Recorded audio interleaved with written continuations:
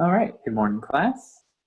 We're going to continue our discussion on dilute solutions and mass transfer equilibrium, and picking up where we left off last lecture on colligative properties. So last time we introduced this idea of a colligative property of a solution. A colligative property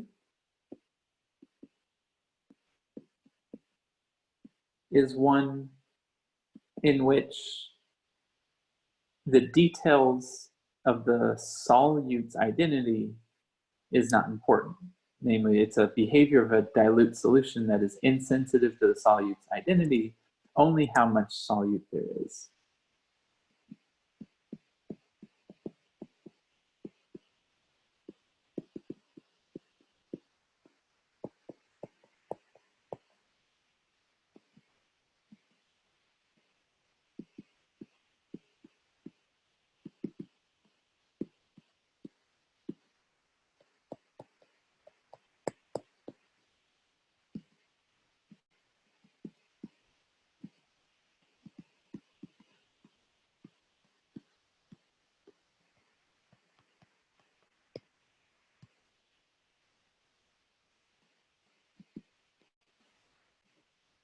A colligative property was a consequence of the fact that as I changed the composition of a solution, even in the dilute limit, I not only change the chemical potential of the solute that whose concentration I'm actively changing, but at fixed temperature and pressure, I necessarily am changing the amount of the relative composition of the solvent as well.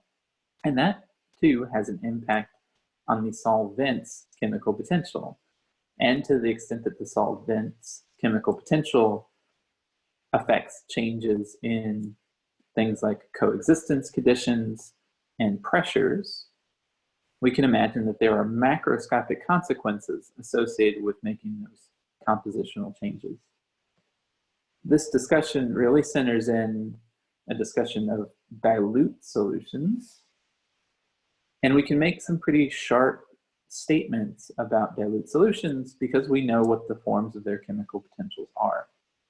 So for a dilute solute, the chemical potential of the solute at some temperature and pressure and some amount of solute expressed in the mole fraction of that solute is equal generically for a dilute solution to some standard state chemical potential plus kBT log the mole fraction of solute. Again, this was a consequence of the fact that in a dilute solution, we can neglect the correlations between solute molecules. Its partition function therefore factorizes, cleanly separating translational degrees of freedom, which eventually reside in this term here, from those non-translational degrees of freedom that we wrap up into that standard state chemical potential. For the solvents of a dilute solution, we also worked out a form for its chemical potential, generically dependent on temperature, pressure, and the amount of solute I have. It is equal to some complicated chemical potential that depends on temperature and pressure generically of the solvent in the absence of any solute minus kBT, the mole fraction of solute. So this was the chemical potential of the pure solvent. And when I add some amount of solute to that solution, I get this extra term proportional to the amount of solute I add, which arises from an entropy of mixing, essentially saying that the number of translational degrees of freedom the solvent has is changed by an amount that depends only on the amount of solute I have, not its specific molecular identity.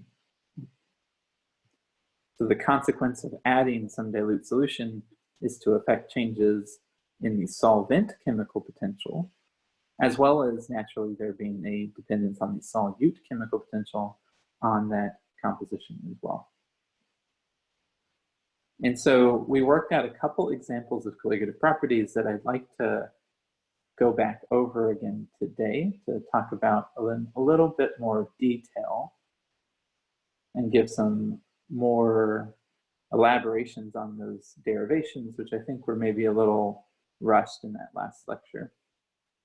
So the first colligative property we introduced is the so-called osmotic pressure.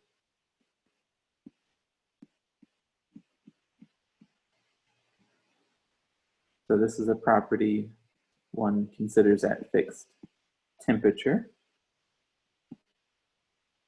One way to measure the so-called osmotic pressure would be to take a volume V of a solution. We'll then illustrate that solvent as this blue background here.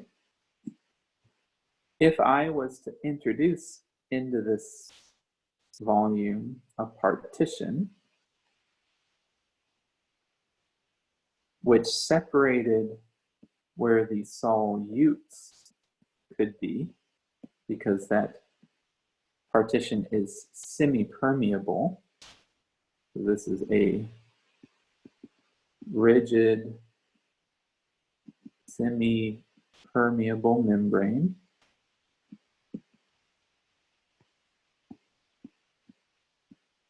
That allows solvent to pass, but not solutes.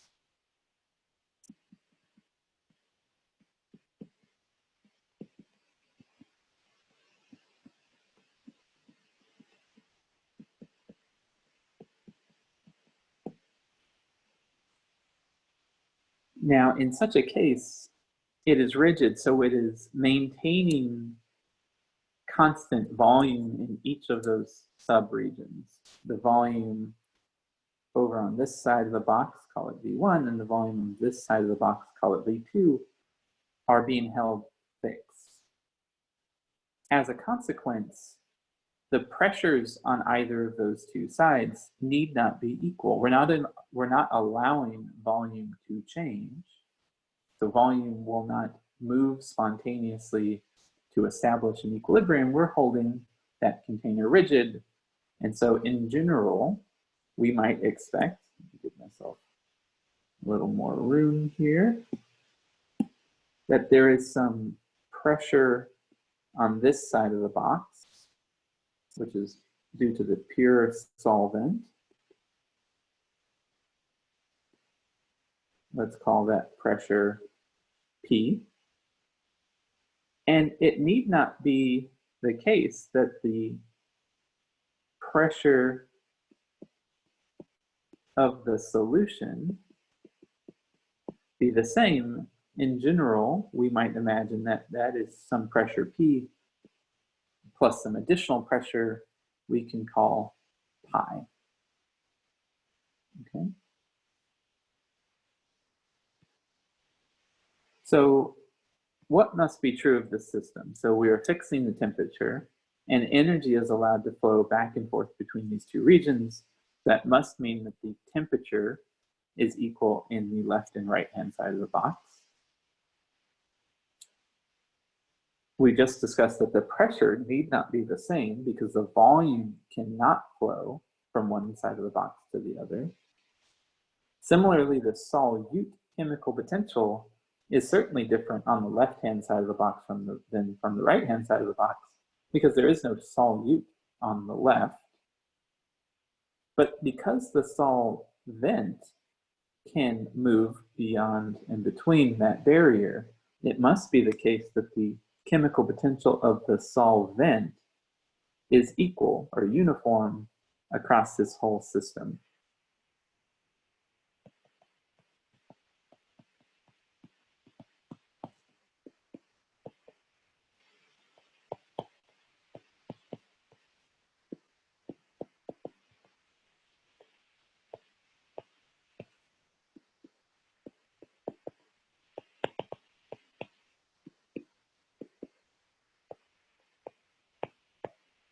Again, that is a consequence of the fact that the solvent can move from the left side of the box to the right, and thus where it partitions itself will be determined by the chemical potential of the solution on both sides.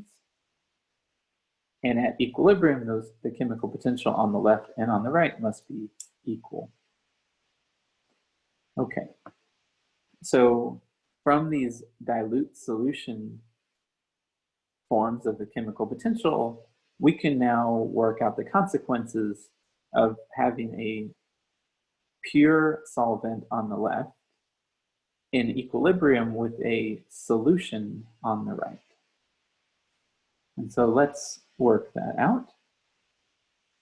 So on the left-hand side of the box, we have the chemical potential of the solvent at some temperature and pressure P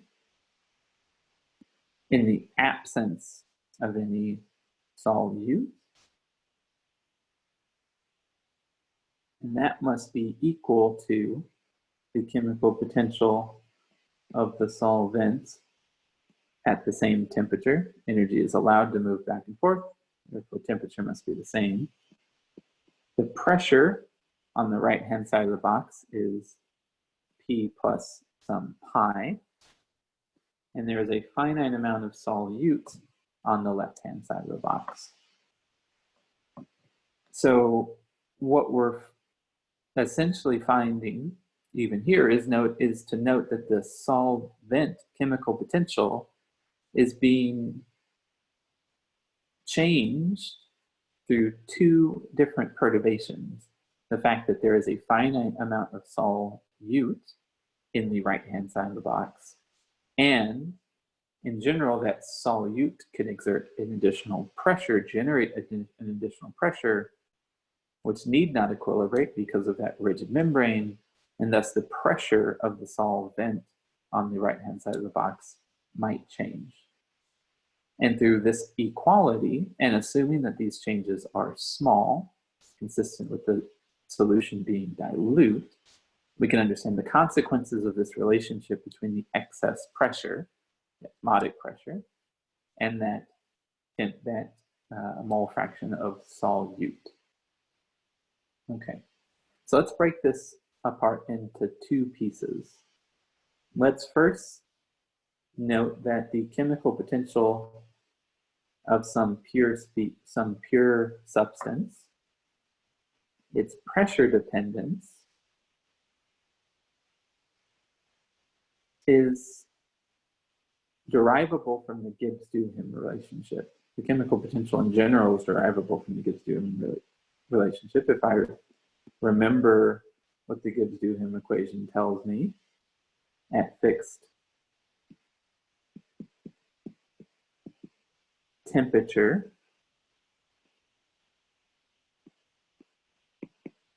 that term will go away, leaving me with the change in the chemical potential with changing pressure is in general just V over N, the inverse density. So if I ask for the change in the chemical potential of some pure substance at some P plus some small additional pressure to first order, that's going to be the chemical potential of that pure substance at the reference pressure, plus how the chemical potential of that substance changes with pressure at fixed T, times the additional pressure, which is just here given by pi.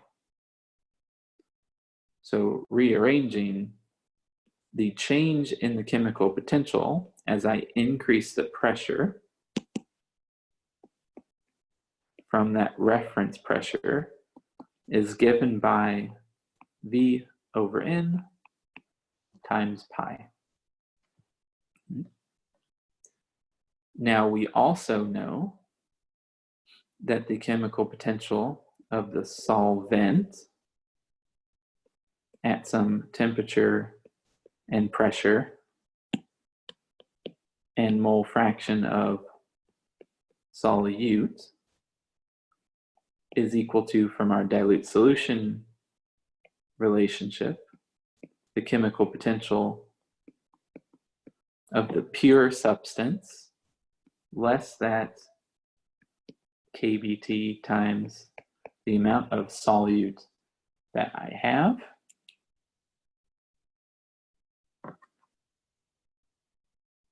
If I add those two effects together, the chemical potential of the solvent at some temperature, pressure, plus a little bit of extra pressure, some small amount of solute to first order, that's going to be the chemical potential of the pure substance at 0 solute and pressure P,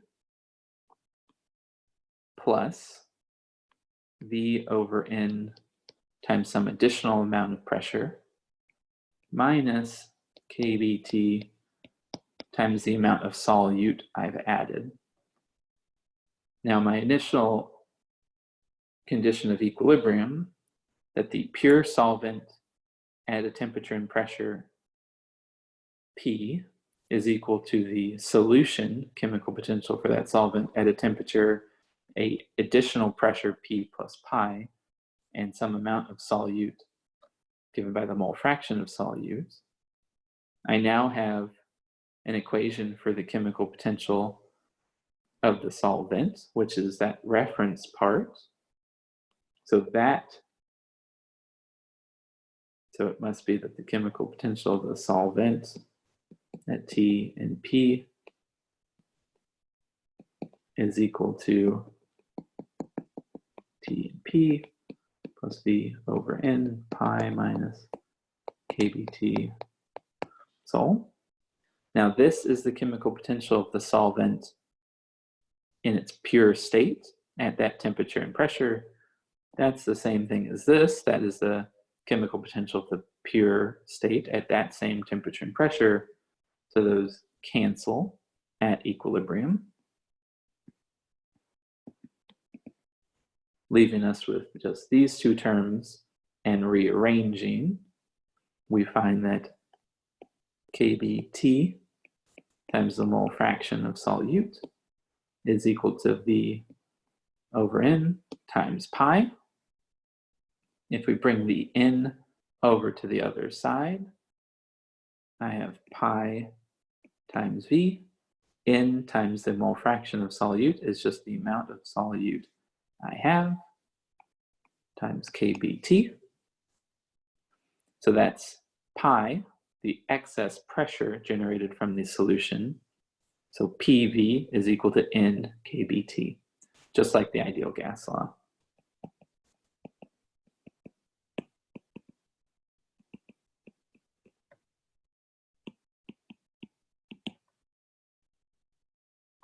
Again, this is just a consequence of the entropy of mixing, which comes about from having that dilute solution where those solutes act only to take up spatial arrangements, precluding the solvent from taking up those same spatial states. It's just a consequence of counting spatial arrangements. That was one colligative property. Last time we introduced another, and I wanted to go through it again too. That's the so-called boiling point elevation. So this is a phenomena that happens at fixed pressure. What boiling point elevation is, or how to see it, would be to imagine taking a volume, say V, in which there is coexistence between a liquid and its vapor. Let's give us a little liquid down here. Now let's define that. We've fixed the pressure. So pressure, indeed, at a condition of coexistence between the liquid and its vapor must be fixed. Chemical potentials of the liquid and vapor must be equivalent. And relatedly, the temperatures of the liquid and the vapor must be equal. Let's call that temperature TB for boiling star. So this is a pure solution or pure solvent case. Now let's imagine forming a dilute solution.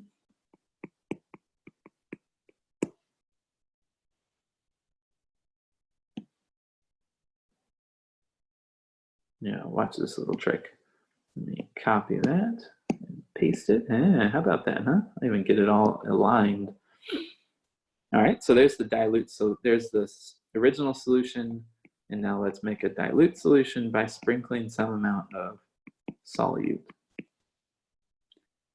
Concretely, you can imagine taking a glass of water and adding a little bit of salt to it. That would be salt is a good example of a non-volatile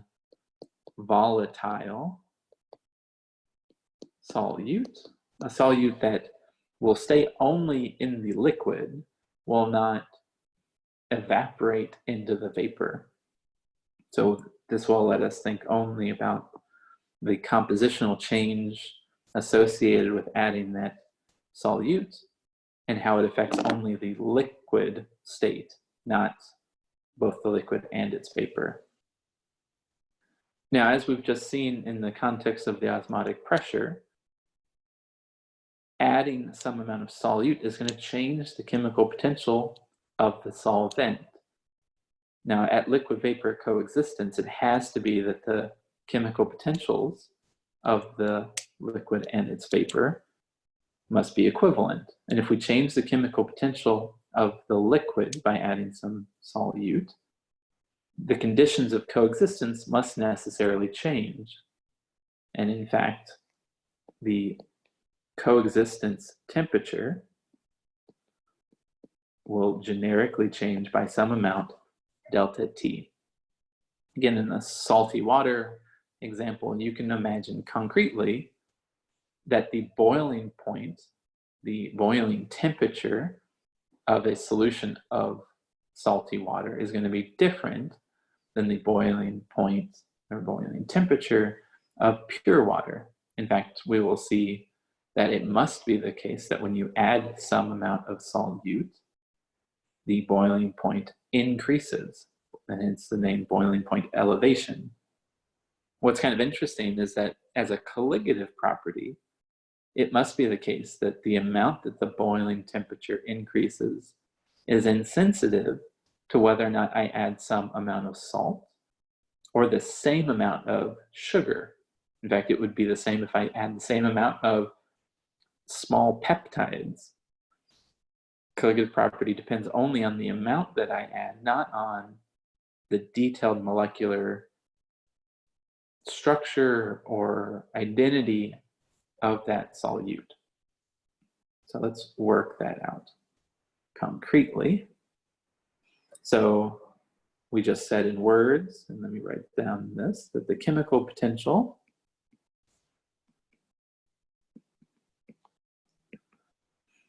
of the solvent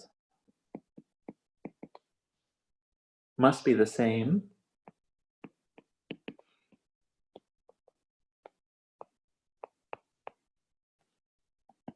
in the liquid and its vapor. at coexistence.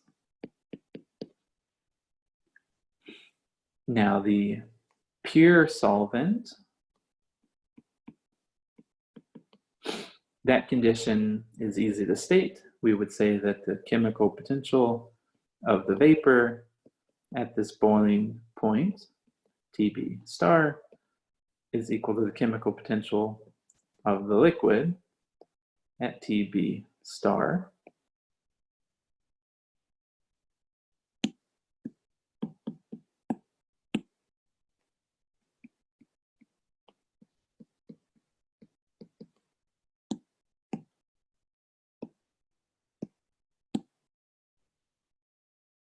All right. Now in the dilute solution, we can similarly write down the condition of coexistence.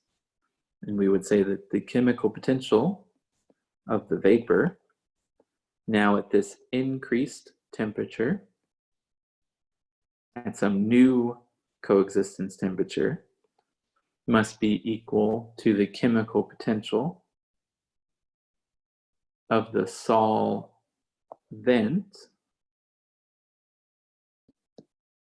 in the liquid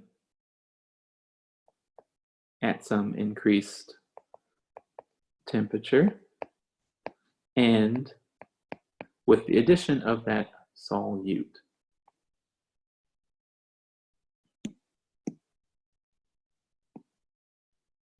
Now, from our dilute solution equations, we know what the chemical potential of the liquid is. It's the chemical at some fixed amount of solute. It's the chemical potential of the liquid in the absence of any solute, less kBT times the mole fraction of solute. Okay, so again, like in the case of the osmotic pressure, by adding some amount of solute and changing the chemical potential of the solvent, we're making essentially two perturbations to this condition of coexistence. The chemical potential changes, and the chemical potential is a function of temperature and pressure in the absence of any solute. So as a consequence, at a fixed pressure, the coexistence temperature must change in response to a change in the chemical potential of the solvent with some amount of solute. So we have to work out both how the chemical potential changes with the presence of the solute, that's our dilute solution, and in addition, how it changes with temperature. So generically, again, if I was going to think about how the chemical potential changes as a function of temperature, I would go back again to Gibbs-Duhem. This is S dt minus V dP plus N d mu, all equals 0. Now I'm working at fixed pressure. So the V dP term will go away. And changes in the chemical potential of some pure substance with respect to changes in temperature are given by, at fixed pressure, the entropy per particle. Which means that if I want to ask for how is the chemical potential of some pure substance, what is the chemical potential of some pure substance if I make some small perturbation in the temperature? Well, to 0th order, it's the chemical potential at that initial reference temperature.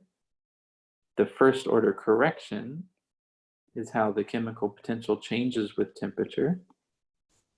Fixed pressure times the perturbation, the size and the increase in the temperature, in this case, delta T.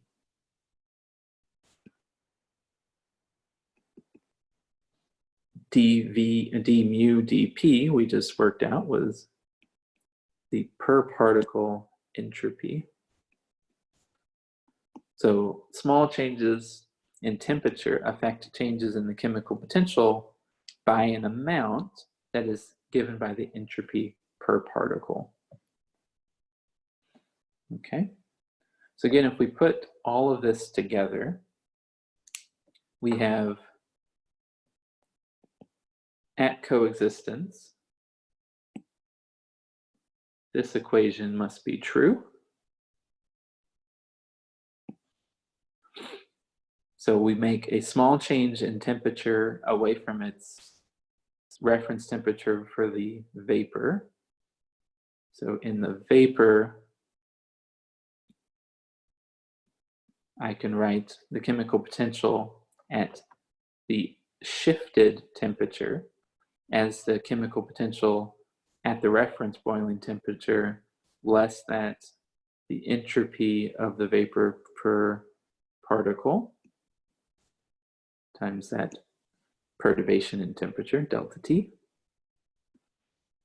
That must be equal to the chemical potential of the liquid at that reference temperature. First order changes in temperature result in an entropy per particle times delta T, and the change due to the addition of the solute, kBT, times that mole fraction of solute. So to first order in delta T and to first order in the mole fraction, this equality needs to be satisfied.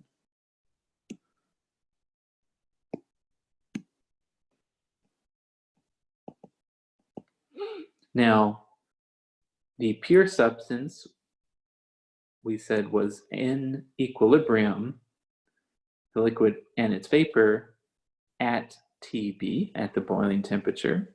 So this term cancels that term.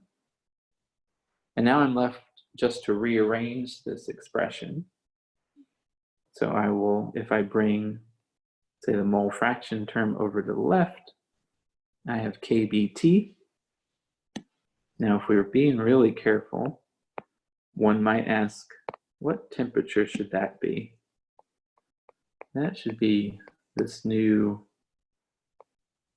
temperature, TB star plus delta T. Indeed, this should be TB.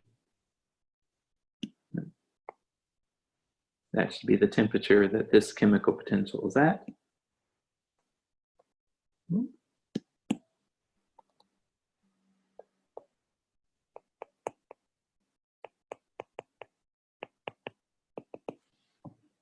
So that we're straight.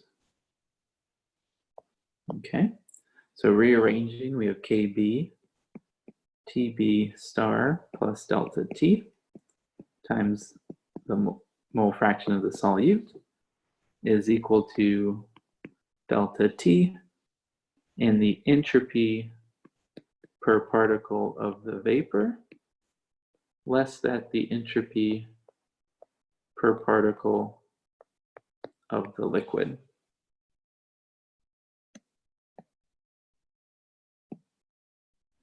Okay. Now, as we discussed last time, that change in entropy, delta S by delta N, is determined by the latent heat of that transition.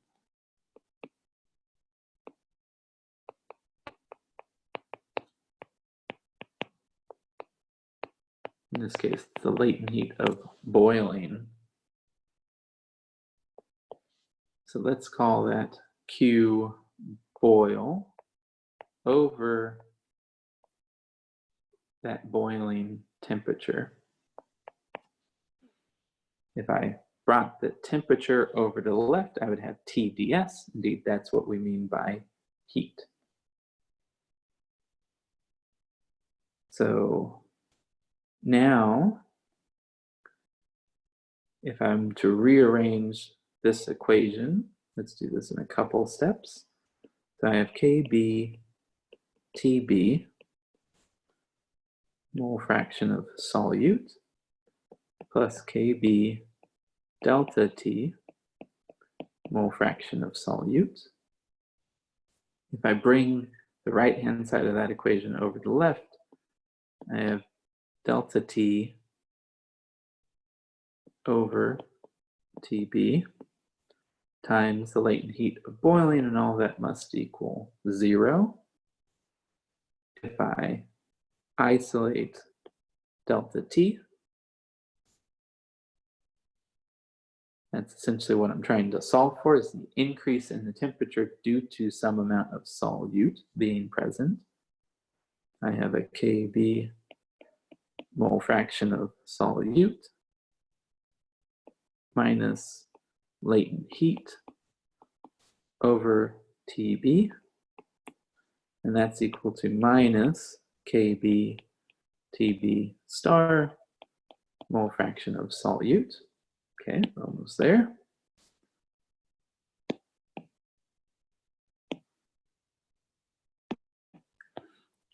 So dividing this over to the left, I have delta T is equal to minus Boltzmann's constant Tb star mole fraction of solute Kb mole fraction of solute minus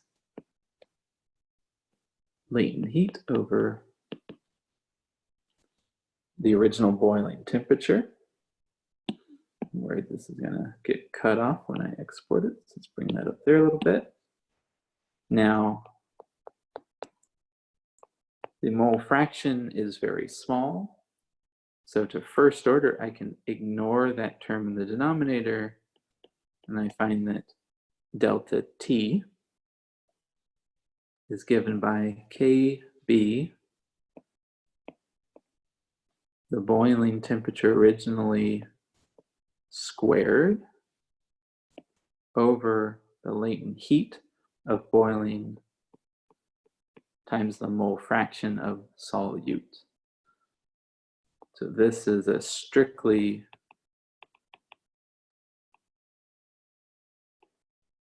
positive number. The latent heat, when I go from the vapor to the liquid, is a positive number. It is exothermic when I boil. T squared is strictly positive, and the mole fraction of solute is strictly positive. So I necessarily, independent of what I add to some solution, will increase its boiling temperature. Okay, so that's what we mean by boiling point elevation. We can think about that graphically. If we were to imagine the chemical potential as a function of the temperature, originally we have some line for the vapor,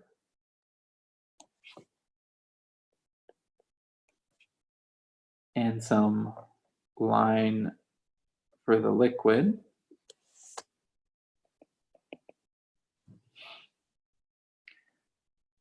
Matter spontaneously flows in the direction of decreasing chemical potential. So below Tb star, indeed the liquid is stable. It has the lower chemical potential, whereas above Tb, the vapor has the lower chemical potential. Matter will spontaneously flow to the vapor state. Now, when I add some amount of solute to the liquid, remember the chemical potential of the solvent was what it was in the pure solution, minus kBT mole fraction of solute. So imagine what I do there. So when I add some mole fraction of solute to the liquid, I decrease its chemical potential.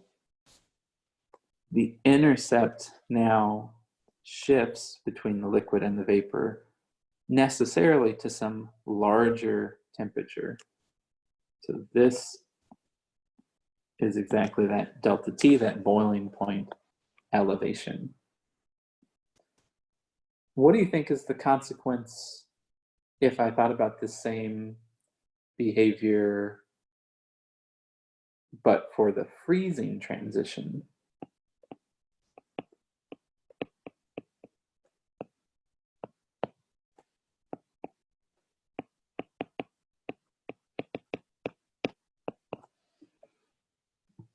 Think about that for a second. So I can imagine that a liquid can solubilize some solute. Often crystals, the concentration that can be solubilized in a solid of some solute is negligible. So when I add some solute to a liquid in coexistence with its solid, I won't have any solute in the solid. So I will necessarily decrease the chemical potential of the liquid, but not change the chemical potential of the solid. These sorts of lines then would act in the same way. And what would be the consequence for the change in the coexistence temperature, the melting temperature? I think it's not hard to work out, even just graphically, that you'd necessarily get a freezing point depression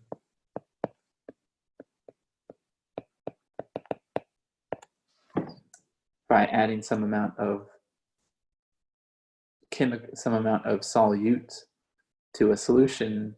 You're increasing its entropy by that amount minus kBt mole fraction of solute. You've generated the entropy of mixing. There are more states available to swap between.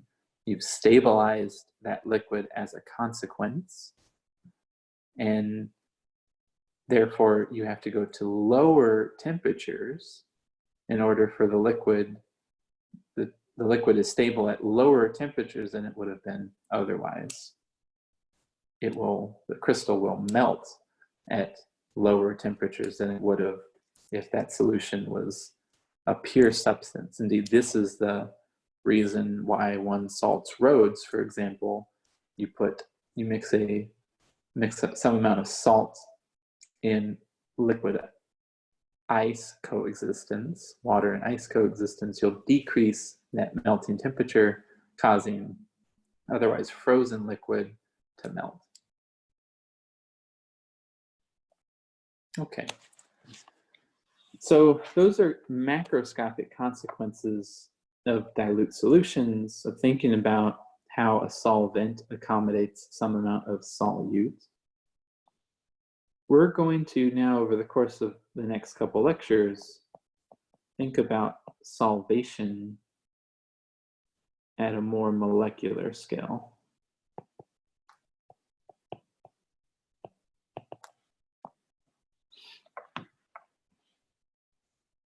This is really a question concerning if I have some solute, chemical potential, in a dilute solution, which depends generically on temperature, pressure, and the amount of that solute. We have repeatedly mentioned that that chemical potential in the dilute solution will have a standard state part, plus a piece that isolates how much of that solute there is. Really, our discussion is going to focus on trying to understand what we can say about this standard state chemical potential.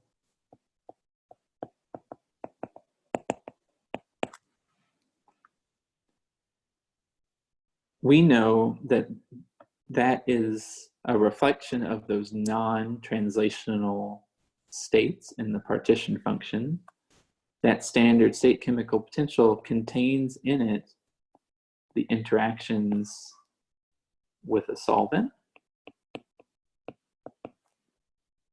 It contains intramolecular fluctuations.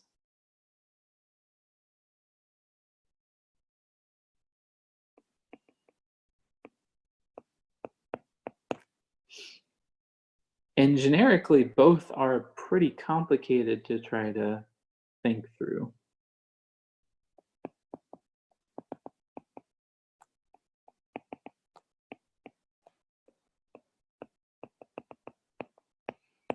Take, for example, some polymer in water. So I've got a little slice of water. Let's put a polymer in it. So that's just a bunch of monomers bonded together.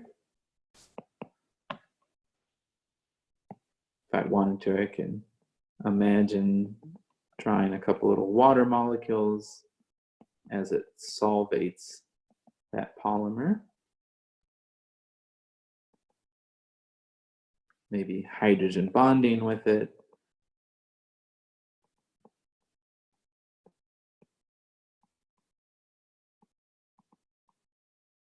At the cost of hydrogen bonding with other water molecules. That polymer might be, for example, a little protein in solution.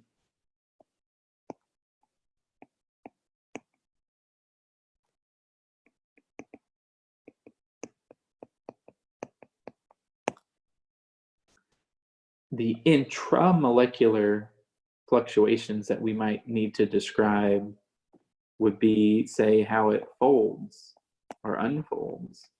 Those are large-scale intramolecular fluctuations that we would need to be able to describe in order to describe that standard state chemical potential. We'd have to worry about the specifics of how those hydrogen bonds are formed in order to compute the energetic to make estimates of the energetic contributions of that standard state chemical potential.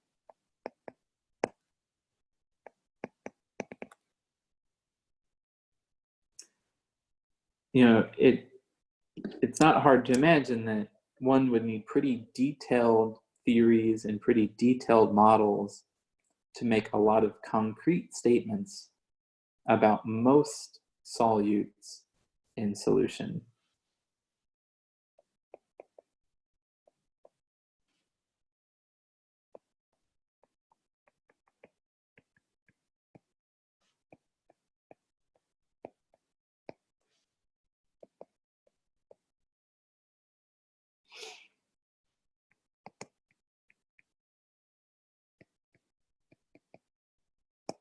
However, there is one class of solutes where the solvation, the standard state chemical potentials can be computed relatively straightforwardly and relatively generically, very little detail required to understand what the solute is other than a few easily known numbers.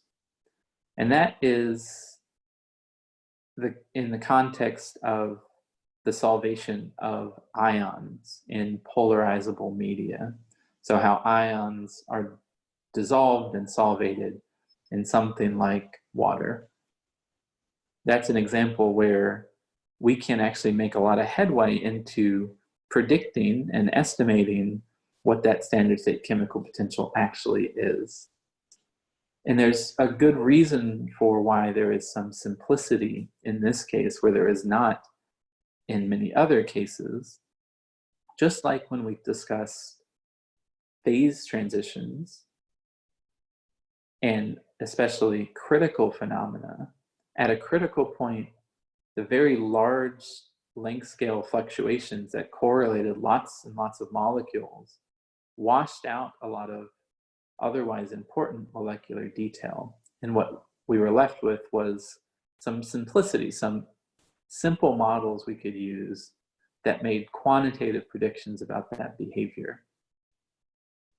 Similarly, electrostatics are long range. Coulomb's law, which we'll introduce in just a second, and we'll think about a lot in the next couple lectures, tells you how ions or charged particles interact with each other, and the length scale of those interactions is also large. Charges interact over very large length scales. And so if I am thinking about how, say, an ion is solvated in water, well, that ion interacts with the charges on the water through long-range interactions. Again, the effect is an averaging over a lot of the otherwise important molecular detail, giving us the ability to say things pretty simply and generically as a consequence. So in the last couple minutes of this lecture, I just want to start reminding you a little bit about electrostatics and some of the basics that we'll kind of build off of over the next couple lectures. So this might remind you of some physics class you took many, many years ago. I will post some notes which are kind of more detailed primers on electrostatics that I have in years past, help students a lot.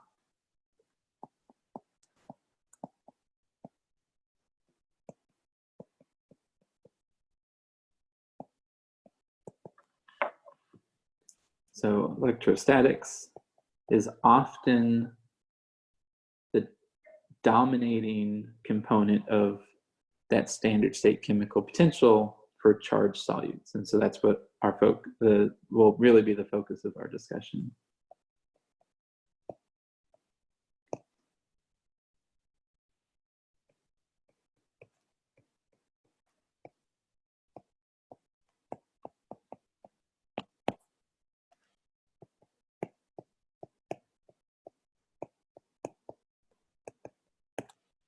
Okay, so the most important point from which everything else can be derived regarding electrostatics is just Coulomb's law. And a way to remember what Coulomb's law was, let's imagine I have some ion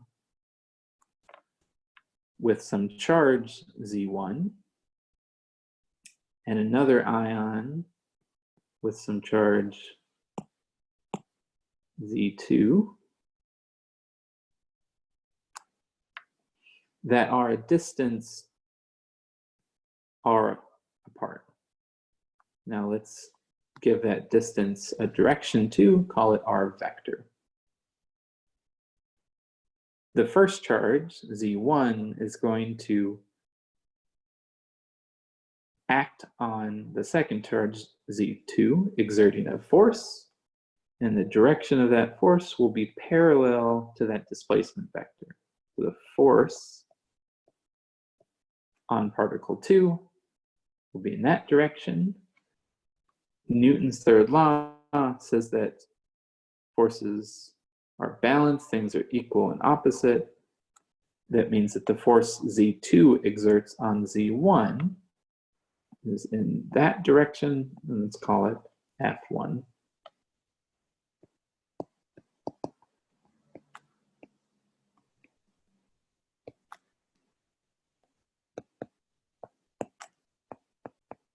And let's imagine that both of those charges are positive, so we do really have this repulsive force.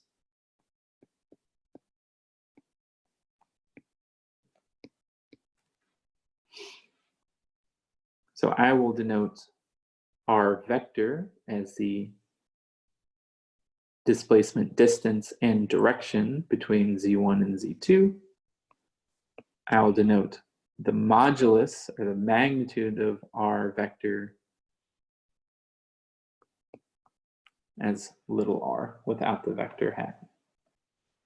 Coulomb's law says that the force on particle 2 is inversely proportional to the square of the distance separating them, so-called inverse squared law.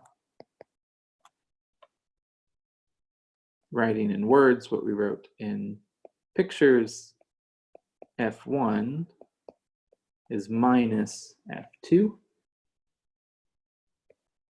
And Coulomb's law, written down completely, says that the magnitude of that force is given by a product of those charges proportional to the squared distance with a factor of 4 pi and this fundamental constant epsilon naught. And there's a direction to that force, which will denote r hat. That's the unit vector.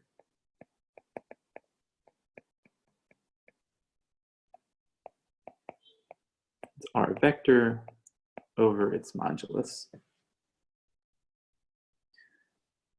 Another point, so this is Coulomb's law. This is from which everything can be derived. Another way of stating Coulomb's law, not in terms of forces, is to remember that forces are derivatives of potentials.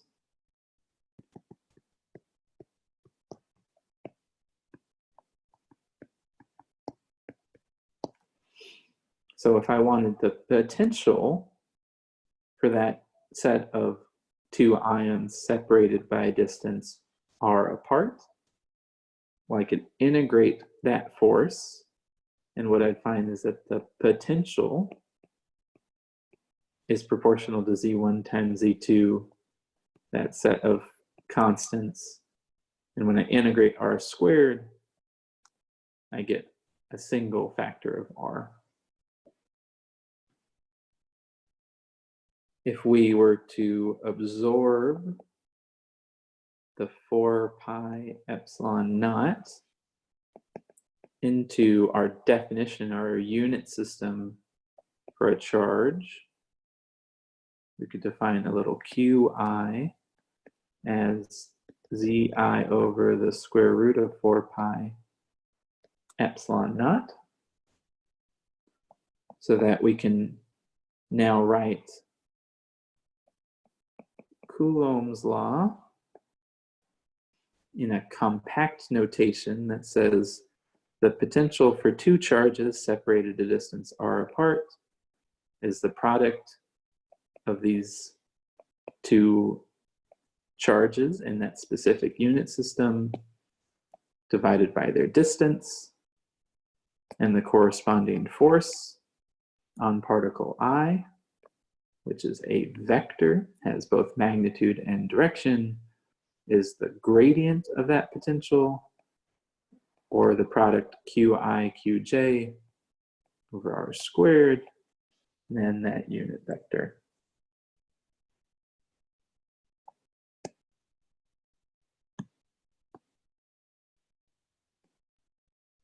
So let's go and highlight that.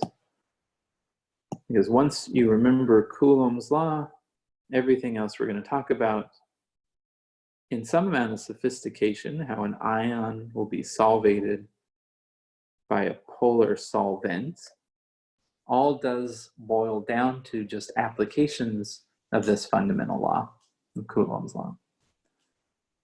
So we'll build up from there in the next couple lectures, building first a theory for how polar media responds to an excess charge and how that then lets us predict something about this chemical potential of a solution of ions in such a polar media.